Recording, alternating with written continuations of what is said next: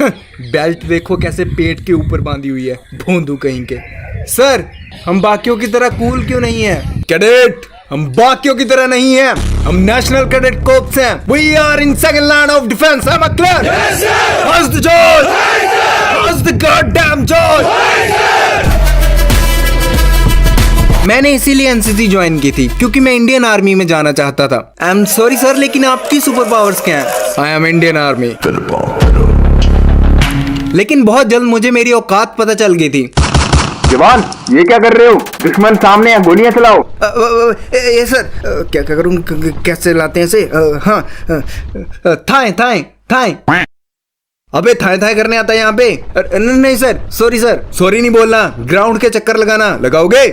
Yes sir, I can do this all. Dick Grayson. हाँ भाई, Dick Grayson है Batman का सबसे अच्छा रॉबिन, जो फेमस है अपने। बट तुमने तो बोला था यार माल दोगे मुझे थोड़ा। अबे माल देगा मेरा घोड़ा है हमारे पास से एक, रेस में कैसे उतारूं? अबे तू काम कर, झुक जा और पीछे से मैं तेरी कान पे मारूं। ये सब करने आते हो कॉलेज? ये कोई मंडी दाना है? मंडी दाने से लाई हो ये? इससे अच्छी तो कबूतर की मिट्टी। मेरे देश की मिट्टी सोना उगले उगले हीरे मोटी होगी है खा खा के। तो तू कौन सा टॉम क्रूज है? शर्ट पहनी है फैंसी सी, आता जाता कुछ है नहीं और करने निकला है एनसीसी। मेरी एकेडमिक लाइफ का बेस्ट एक्सपीरियंस। बैक टू 2014, मैंने बॉलीवुड मूवी से इंस्पायर्ड होकर कॉलेज में बहुत ही ख्वाहिशों के साथ एडमिशन ली। बट 80,000 के शूज है, 80,000 के, तेरा घर जाएगा इसमें। ओह बॉय, बहुत जल्द मुझे रियलिटी का पता चल गया था। पढ़ाई में 0, fashion sense -10, confidence -infinity।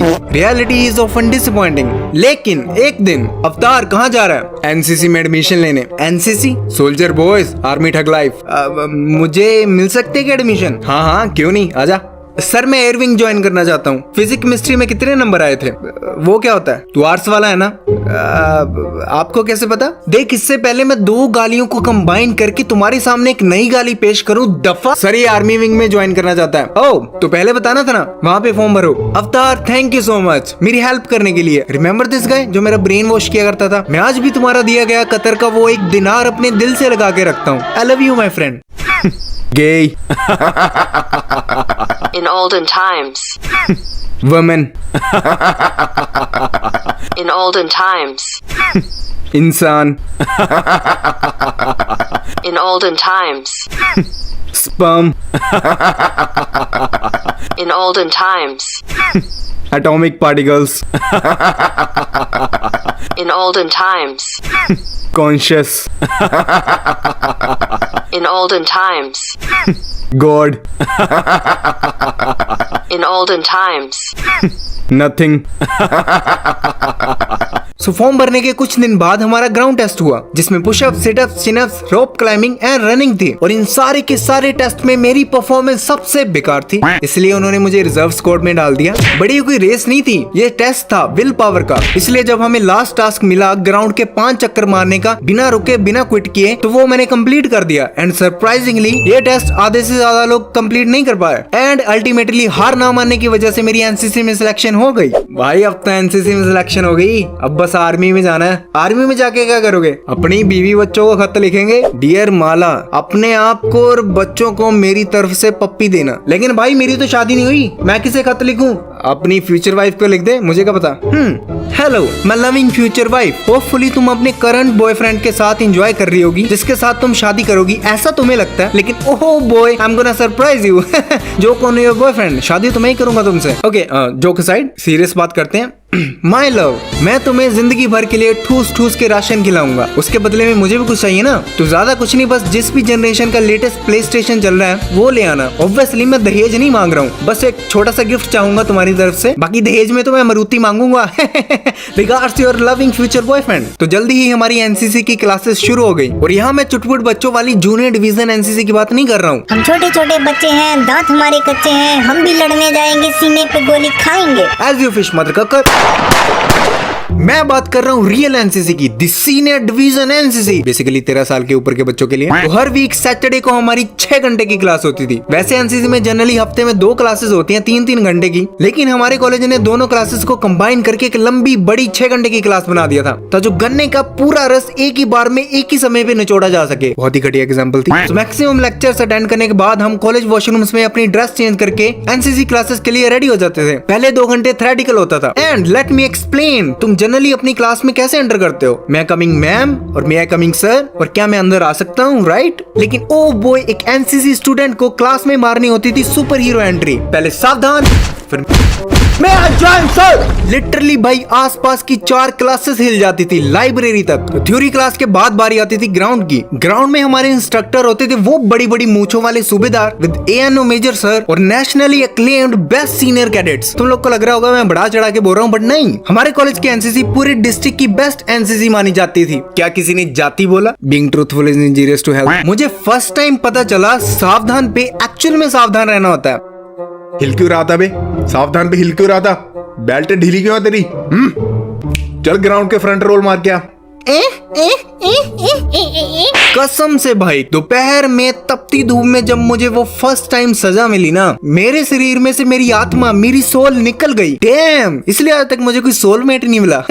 Okay, बेकार जोक था। तो सारी दोपहर हम ड्रिल करते, अपन ड्रिल करते, तुम चिल करते, अनुशासन सीखते, एकता सीखते, चीखते चिल्लाते, और जो भी हमारे सीनियर्स बेसिकली हमें बोलने को कहते वो हम करते। और लाइफ में फर्स्ट टाइम मुझे एक्चुअल मीनिंग पता चला ऑर्डर मारने का। देखो, अगर तुम्हारे सीनियर तुम्हें बोल देना कुएं में जाके कूदो, तो नेक्स्ट सेकंड तुम कुएं में होने चाहिए। आर्ग्यू करना तो दूर की बात, ऑर्डर मिलने के बाद तुम अपने सीनियर से आंख भी नहीं मिला सकते। हालांकि हमें कुएं में कूदने के लिए बोला नहीं गया, ऑब्वियसली यहाँ पे बैठ के वीडियो थोड़ी बना रहा होता। Being dead is injurious to health. और अच्छे से थक के पसीना बहाने के बाद शाम को हमें मिलती थी रिफ्रेशमेंट, जिसमें हमें सैंडविच, बनाना, कोल्ड ड्रिंक, पेस्ट्री और कई बार समोसे भी मिलते थे। और ये सबका फेवरेट पार्ट था। और ये सब कुछ हमारे टीचर खुद के पैसों से दिलाते थे, क्योंकि सरकार ने एनसीसी स्टूडेंट्स के रिफ्रेश फंड को बंद कर रखा है। इसी वजह से हमारे बैच के बाद किसी को आज तक रिफ्रेशमेंट नहीं मिली। Set life for NCC student. कोई ना भाई, टेंशन न ले, अच्छे दिन आएंगे। भाई ये तो मोदी जी ने बोला था। तो मोदी जी को जानता है? हाँ जानता हूँ, बिल्कुल जानता हूँ। अरे मोदी जी नमो। छोटू 2 कप चाय लेके आ। 10 रुपए साहब। Being comic is injurious to life and family. तुम में से फायर किस किस ने किया? ना मैं पबजी फ्री फायर की बात नहीं कर रहा हूँ, मैं रियल फायर की बात कर रहा हूँ। राइट गैस, एनसीसी में फायरिंग के लिए भी ले जाया जाता है। तो जब हमें फर्स्ट टाइम फायरिंग रेंज पे ले जाया गया, आई वाज लाइक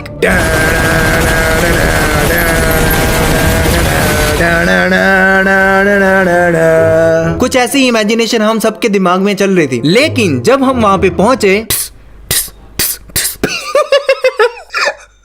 भाई ये तो फुस्की बम से भी बुरा हाल है। फिर भी पोपड़ी वालों, तुम में से कितने हैं जिन्होंने रियल गोलियां चलाई हैं? चाहे वो गोलियों के नाम पे मजाक था, लेकिन फिर भी बोलने के लिए मैंने 15 गोलियां चलाई हैं। वो अलग बात है, निशाने पे सिर्फ एक ही लगी थी, नकारा बंदा हैंड्स प्रूफ। इसके अलावा हमें 26 जनवरी की परेड पे भी ले जाते थे। दिल्ली परेड की बात नहीं कर रहा हूँ, वहाँ पे 6 फुट से ऊंचे लौंडे जाते हैं। मैं कहाँ 2.5 फीट का बच्चा वो दिल्ली परेड के सपने देखता। बाय द वे, वैसे मैं दिल्ली आया हूँ। दिल्ली आए हो? हाँ आया हूँ। कुतुब मीनार देखा? नहीं।